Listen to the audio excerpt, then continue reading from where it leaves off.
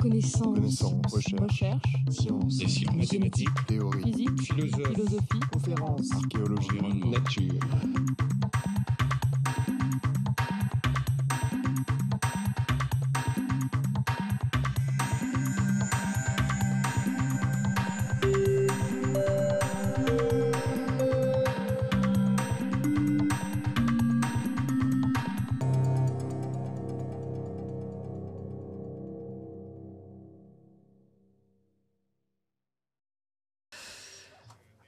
Eh bien, merci de m'avoir invité à prendre la parole devant vous. Je pense que je vais donc poursuivre sur la voie des messages optimistes dans cette matinée et je vais vous parler d'énergie nucléaire.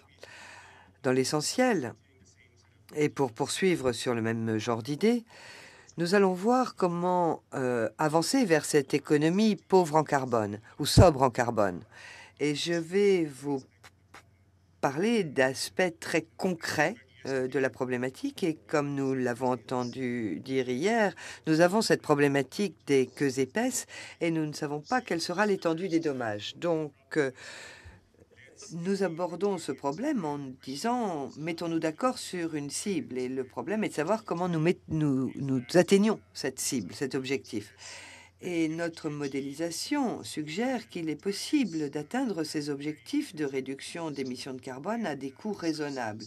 Et dans une certaine mesure, et dans l'histoire, si vous étudiez par exemple le marché des permis du soufre qui est opérationnel aux États-Unis depuis une quinzaine d'années, le programme d'échange de permis européen qui est plus récent mais qui est assez similaire, on montre que les prix de ces permis sont relativement peu chers et comme vous le savez, aux États-Unis, les prix des permis d'émission de soufre sont d'un quart à un tiers le prix de ce qu'il devait être exempté avant que le programme ne soit institué. Donc voilà le message optimiste. Si vous avez des objectifs qui sont mis en œuvre, alors il est possible d'atteindre ces objectifs à des coûts relativement modestes. Donc aujourd'hui, nous allons parler principalement des substitutions entre sources d'énergie. Donc le nucléaire sera présenté comme une composante clé qui nous permettra d'atteindre ces objectifs de faible émission de carbone dans un laps de temps court, c'est-à-dire dans les 30 à 40 prochaines années. Vous le savez, nous devons réduire les émissions relativement rapidement, car la Chine, par exemple, est en train de construire des centrales à charbon à un rythme effréné.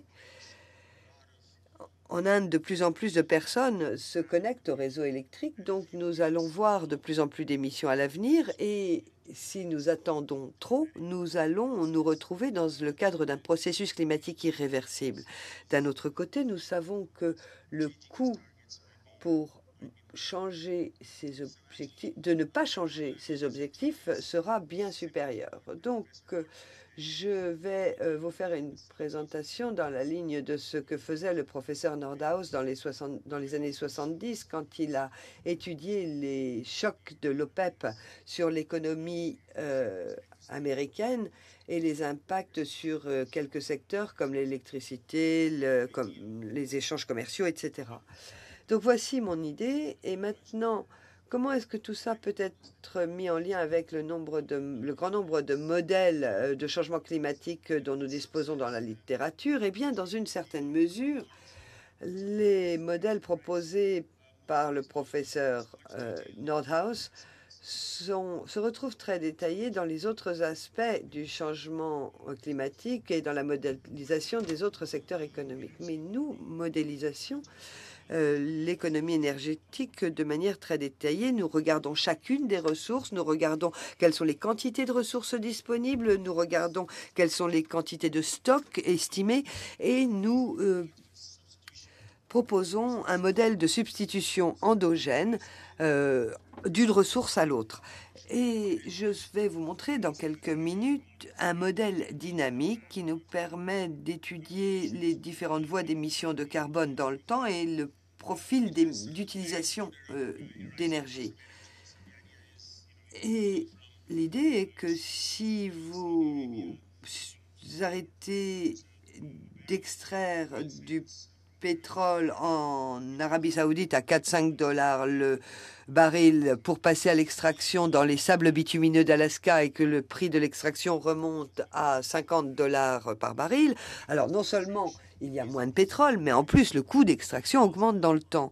Nous envisageons également les apprentissages exogènes dans toutes les technologies, y compris les nouvelles technologies, et l'idée étant bien entendu qu'il y a de l'inertie en économie lorsque l'on essaye d'apprendre à partir des technologies existantes, mais avec les nouvelles ressources et de nouvelles technologies, les coûts peuvent baisser de manière significative.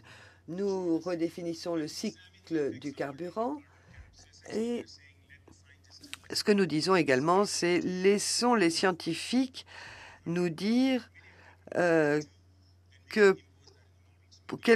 est le chiffre en termes de parties par million que nous voulons atteindre, est-ce 400, 450, et ensuite agissons. Et travaillons sur ce que nous voyions hier, à savoir les queues épaisses. Et puis, nous étudions les effets des politiques favorables à l'énergie nucléaire et du gel que pourrait avoir et de l'effet que pourrait avoir un gel sur la croissance nucléaire. Le nucléaire augmente rapidement chaque année, notamment dans les pays en voie de développement, la Corée, la Chine, l'Inde, etc. Et si l'on veut obtenir cette économie pauvre en carbone dans les 30 années à venir, vous savez qu'il faut une dizaine d'années pour construire une centrale nucléaire. À ce moment-là, il faut parler de comment on va générer l'électricité. Bien sûr, il y a le solaire, il y a l'éolien, il y a les énergies renouvelables qui vont se développer sur cette période de temps. Les coûts sont élevés. Le solaire est 10 fois plus cher que le nucléaire ou le charbon.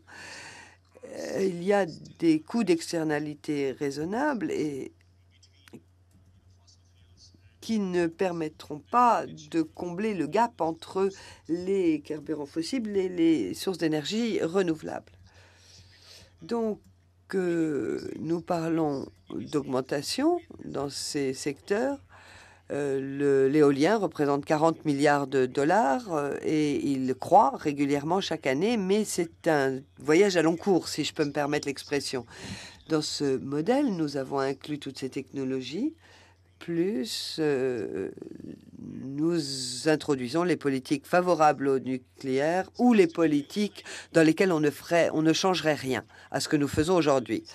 Donc, je vous propose ce modèle qui est assez standard, extraction des ressources, et je ne vais même pas vous parler de l'équation. Vous avez des réserves agrégées et vous avez la pollution qui provient de la combustion des carburants fossiles, et nous avons un Z-bar qui est la valeur limite sur le carbone dans l'atmosphère. Et nous avons les dommages marginaux qui sont à zéro jusqu'à ce que vous atteigniez les 450 ppm et qui sont infinis en deçà de 400-450 ppm. Donc vous avez une dilution dans ce modèle, dans un certain sens. Vous avez le carbone capté par les océans, etc. Et cela vous donne un état dans lequel vous émettez du carbone qui est exactement compensé par le captage par les océans, l'atmosphère. Et en bout de course, vous avez une technologie de soutien. Donc, je ne vais pas passer en détail sur ces équations, mais quelle est l'intuition de base qui ressort de ces modèles? Eh bien, il en ressort que si vous avez ce seuil de 450 ppm, à ce seuil, quel est le prix de l'énergie? Et est-ce que ce prix est plus cher ou moins cher que le prix d'une technologie de soutien, ou que le solaire, ou que l'éolien? Voici les coûts du solaire qui est moins cher que le prix à ce seuil de 450 ppm. Donc, que fait l'économie? Elle utilise les carburants fossiles. Le stock de pollution augmente parce qu'il n'y a pas de dommage jusqu'à ce qu'on atteigne Z-bar. Et enfin, lorsqu'on arrive à ce seuil, on est en mesure d'utiliser les énergies renouvelables que l'on va donc utiliser pour atteindre l'objectif. Et à ce moment-là, les émissions diminuent. Vous pouvez également avoir des situations où les coûts du solaire sont beaucoup plus onéreux. Du coup, cette courbe plate en haut vous montre que vous êtes à 450 ppm pendant une certaine période, mais vous ne pouvez limiter que dans une certaine mesure les quantités d'émissions qui sont capturées par l'atmosphère, et ensuite vous transitez vers un modèle exempt de pollution parce que ce modèle dans ce modèle, le coût de l'énergie augmente tant que ce n'est plus rentable que d'aller au-delà du seuil imposé. Ce modèle est celui sur lequel j'ai travaillé avec mes co-auteurs. Nous avons regardé ce qui pourrait se passer avec une augmentation ou un déclin de la population à l'avenir. Nous avons également regardé les impératifs de développement des biocarburants, et ça c'est très intéressant parce que aux États-Unis et en Europe, les mandats biocarburants sont différents jusqu'en 2020. Aux États-Unis, c'est un mandat sur les biocarburants de deuxième génération qui devrait utiliser moins de terre que les biocarburants de première génération, comme dans l'Union européenne. Nous étudions les différentes sources naturelles et nous regardons les technologies de soutien propres. Vous voyez par exemple que pour l'énergie solaire, les prix des panneaux solaires a baissé. Dans le modèle de l'énergie nucléaire, ce que vous avez dans le cadre de Nordhaus, la source d'énergie primaire sont le pétrole, le gaz, le charbon, l'uranium, l'hydroélectricité, la biomasse, l'éolien et le solaire.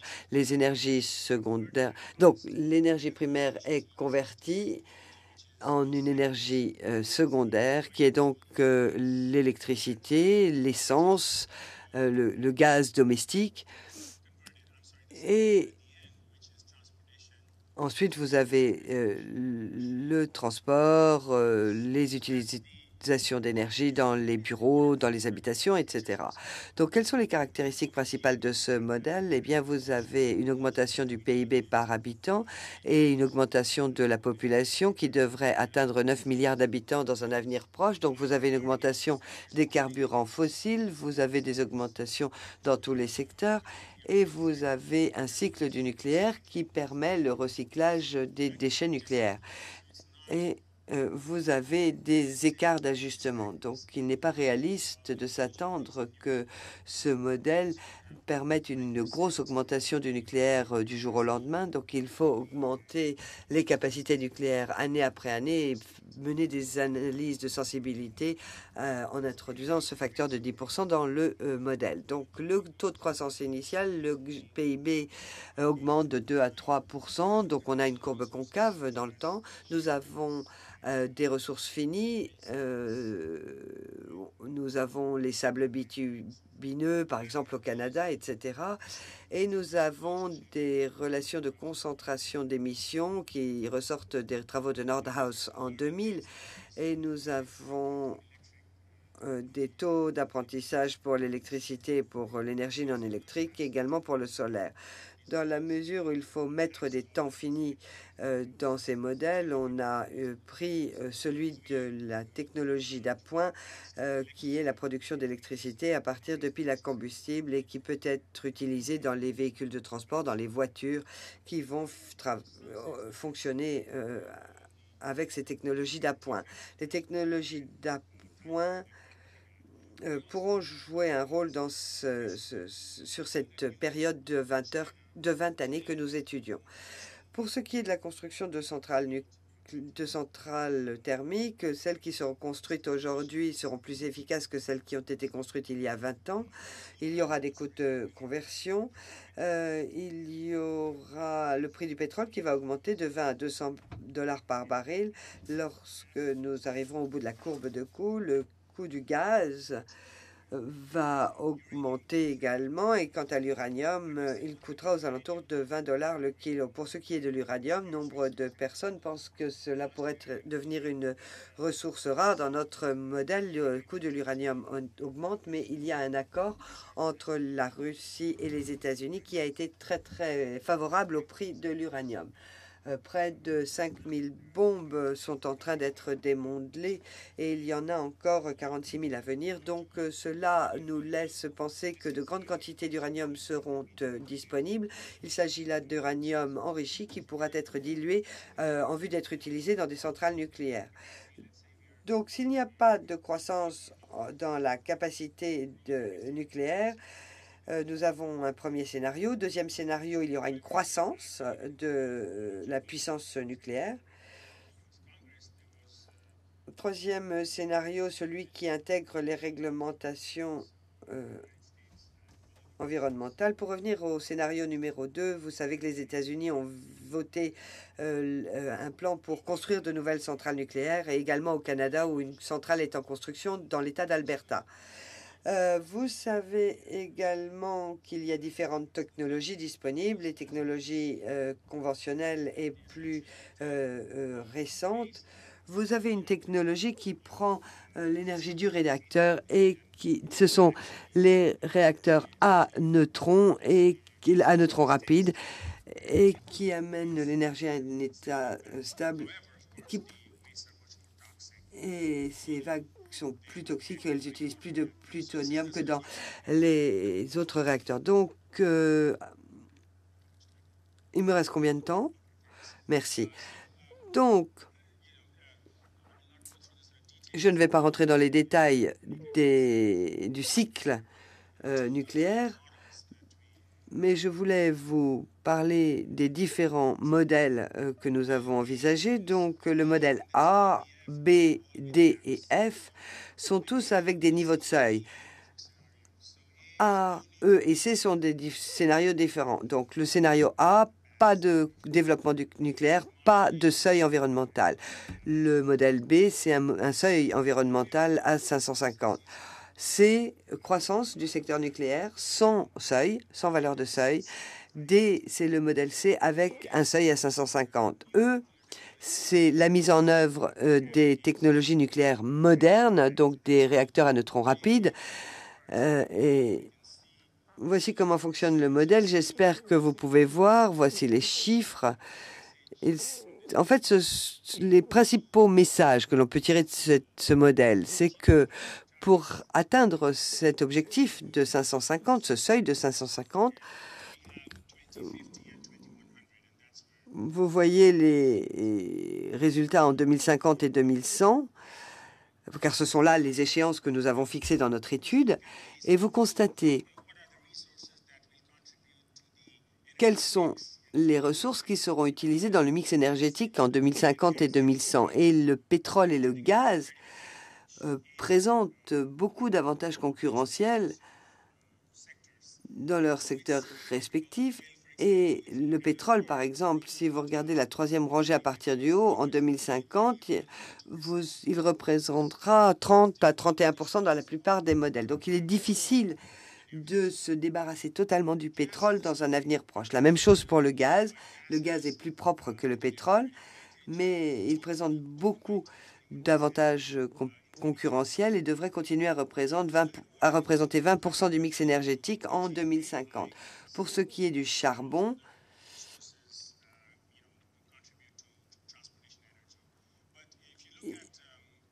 alors le pétrole est évidemment très utile pour tout ce qui est les transports, mais c'est au niveau du charbon que s'opèrent les plus gros changements. Par exemple, quand vous mettez un objectif environnemental à 550, si vous regardez le charbon, il représenterait en 2050 dans le modèle A 49% du mix énergétique et 46% avec un seuil. Donc, pas une très grosse différence. Si vous regardez la colonne suivante, on passe de 34 à 32%. En revanche, là où les changements massifs s'opèrent, c'est pour l'année 2100. On passe de 48% à 31%. Donc, le charbon, c'est un petit peu le gorille dans ce modèle parce que, en fait, ce dont on est en train de parler, c'est comment remplacer le charbon. Si vous regardez maintenant le nucléaire et la situation en 2050, le nucléaire est... Donc, à l'heure actuelle, cela représente 2% de l'énergie mondiale. qui est, bon, par exemple, en France, pour la production d'électricité, le nucléaire est présent à 80%, mais ce n'est qu'un seul pays.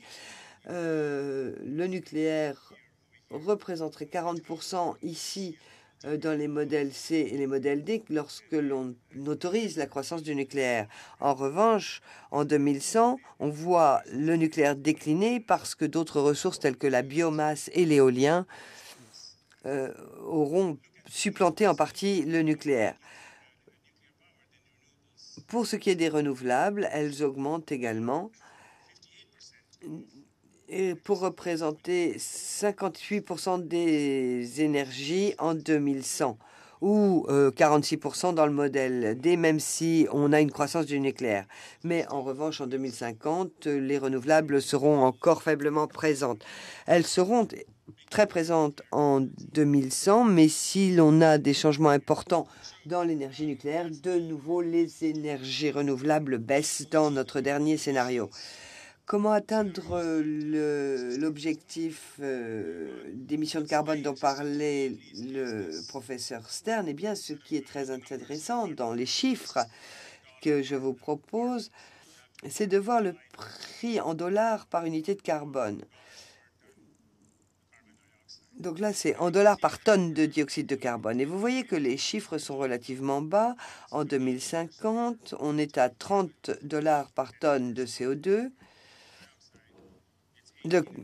Et puis 18 et 17 avec les différentes options, donc des chiffres bas, relativement bas par rapport à de nombreuses estimations. En 2100, elles sont évidemment un petit peu plus élevées.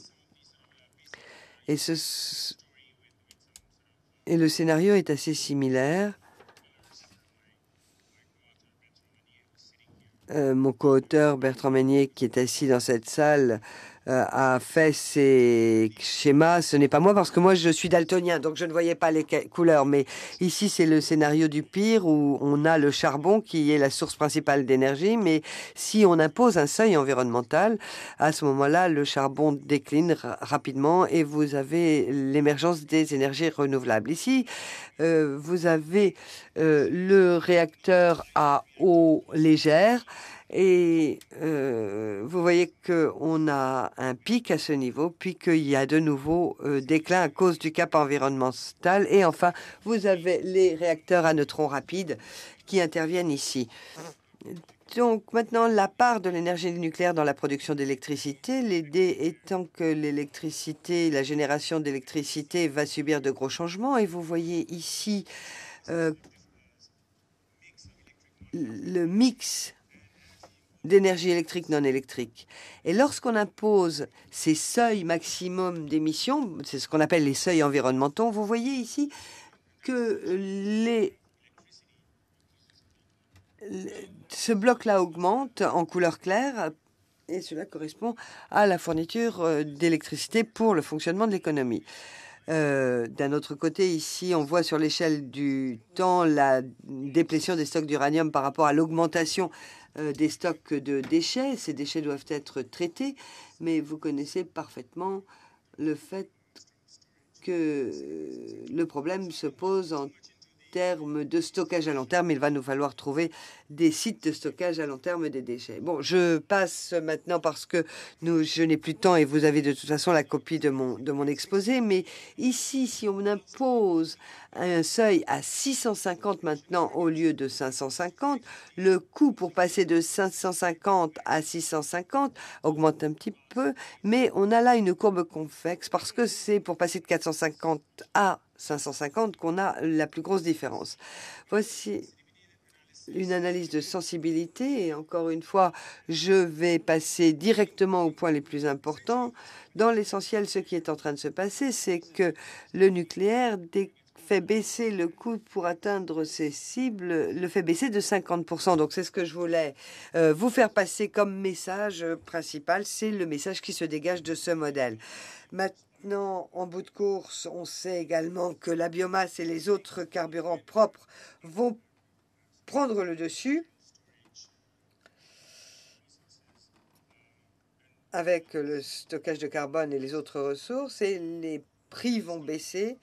Les taux d'actualisation plus faibles, on a essayé avec 2%. Dans le modèle de base, nous étions à 5%, puis nous avons essayé avec un taux d'actualisation à 2%.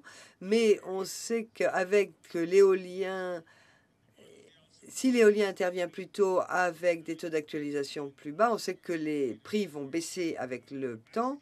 Et si on augmente la capacité de production nucléaire et qu'on diminue les contraintes, on retarde le pic parce que le pic du nucléaire va bien intervenir à un point, mais on sait qu'il y a des technologies qui vont concurrencer le nucléaire et on voit notamment que l'éolien va intervenir plus tôt dans ce scénario.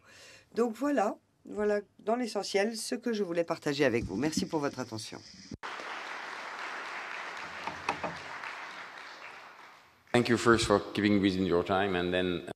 Merci. Nous allons écouter les commentaires de Bernard Giraud. Merci beaucoup. Alors, cet article aborde un sujet très important, de toute évidence. Quel mix énergétique De quel mix énergétique avons-nous besoin en ce siècle pour atteindre les objectifs de changement climatique qui ont été ici définis en termes de concentration maximale de CO2. Nous savons que dans ce type de modèle, les résultats dépendent grandement d'une longue liste d'hypothèses que l'on peut diviser en deux sous-ensembles. Les hypothèses sur le capital naturel, c'est-à-dire les réserves de combustibles fossiles et quelle est la capacité d'absorption de la nature. Plus précisément, dans ce cas, quel est le volume de puits de carbone qui sont à notre disposition, de puits de CO2. Si on utilise aussi la technologie de stockage et de séquestration de CO2, quelle technologie linéaire et non linéaire. Deuxième sous-ensemble d'hypothèses, il s'agit de l'évolution technique, non seulement son rythme, mais également sa dynamique, les phénomènes de dépendance, les coûts de transition d'une solution technique à une autre. Et je dirais que avec ce type de modèle, vous devez me dire ce que vous voulez que je prouve et je vais vous donner un ensemble d'hypothèses qui vont venir à la conclusion que vous voulez avoir. Il me semble qu'il y a un point qu'il faut soulever à partir de votre article qui concerne ces hypothèses. Tout d'abord,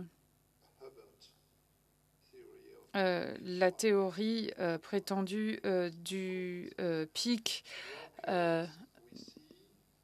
de Hubbard. Dans votre courbe sur le gaz, même sans scénario de contrainte, vous voyez que la production de gaz suit une courbe de Hubbard avec une production qui diminue de façon progressive et constante, le gaz ayant été utilisé est utilisé pendant une longue période de temps. Mais j'aimerais savoir comment vous aboutissez à ces résultats, parce qu'il ne me semble pas que vous vous reposiez sur la théorie de Hubbard. Donc la question est double en fait. Comment avoir une telle coexistence de systèmes énergétiques qui fonctionnent en parallèle pendant une période aussi longue. Et, que pensez-vous de la théorie de Hubbard et pourquoi ne l'utilisez-vous pas? Deuxième question sur les réserves de combustibles fossiles et d'uranium. On a des doutes sur l'uranium. La place que le nucléaire peut prendre va dépendre grandement des réserves d'uranium disponibles.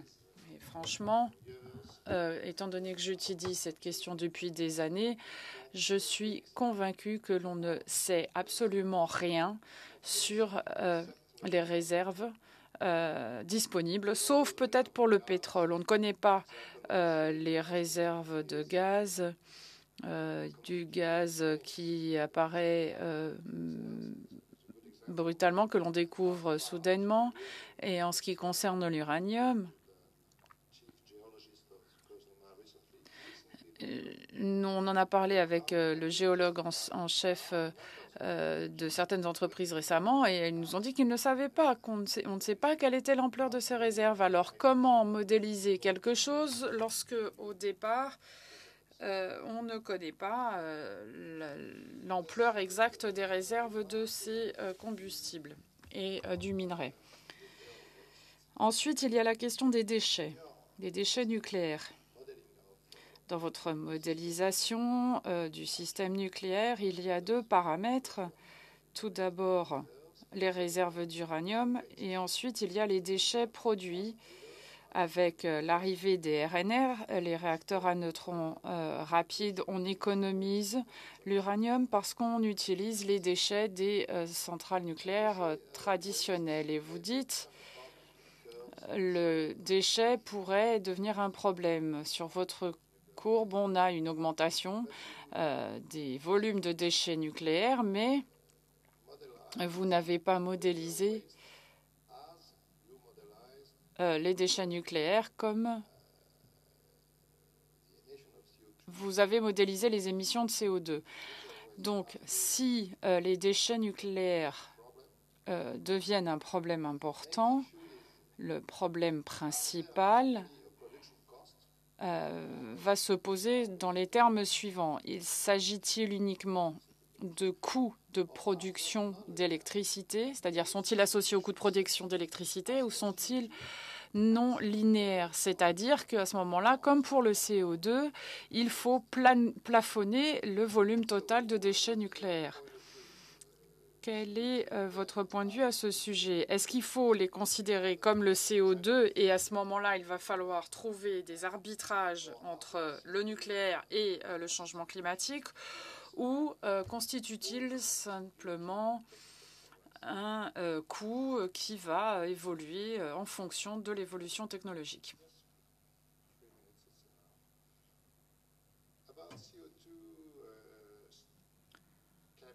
En ce qui concerne ensuite la séquestration et le stockage de CO2, on peut considérer que la séquestration peut être un coût de production, mais le stockage, la capacité des réservoirs viables terrestres pour stocker le CO2 reste là aussi peut-être, en tout cas c'est fort probable, des sources de retour décroissants parce que les réservoirs disponibles sont peu nombreux. Est-ce que vous avez pris cela en compte?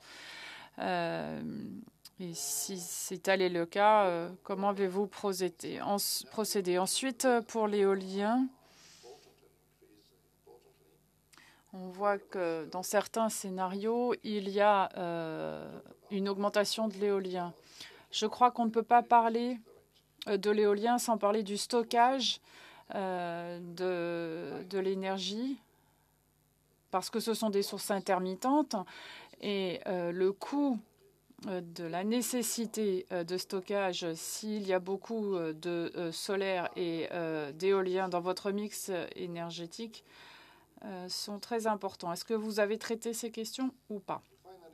Enfin, le principal message de votre article, c'est que toute contrainte sur le développement du nucléaire impliquera des coûts énormes. Mais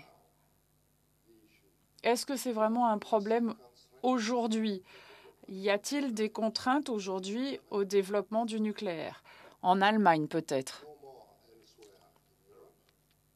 Ce n'est pas le cas ailleurs en Europe et pas aux États-Unis, et ce n'est pas, il n'y a pas de contraintes dans les pays émergents non plus. Ceci dit, je pense qu'il y a une concurrence très féroce sur le marché de la vente des réacteurs nucléaires dans le monde. La Chine va bientôt vendre des réacteurs nucléaires, l'Inde également. Donc il y aura une offre très importante. Alors, le problème est-il de contraindre le développement du marché du nucléaire ou plutôt d'imposer une réglementation, notamment en raison des déchets dont vous avez parlé? On n'a pas mentionné non plus les accidents nucléaires. Et un nouveau Tchernobyl pourrait éventuellement se produire. Et puis ensuite, il y a la question de la prolifération. Donc, ces deux externalités, accidents, on a quasiment oublié les accidents nucléaires. Et puis, la prolifération, est-ce que ça a été modélisé dans votre hypothèse économique? Et il semble que cet article ne reflète qu'un travail encore en cours, vous nous l'avez dit, mais je suis étonnée quant aux références bibliographiques que vous avez, puisqu'elle s'arrête à 2007, mais je pense qu'il faudrait comparer cela avec d'autres modèles. Je sais qu'il y a en France 3 autres modèles qui ont été développés pour calculer quel serait le mix énergétique optimal. Il y a Arkell Times, McLean et d'autres. Donc j'aimerais avoir votre point de vue sur la spécificité de votre modèle et sur les points de comparaison qui existent entre votre modèle et les autres.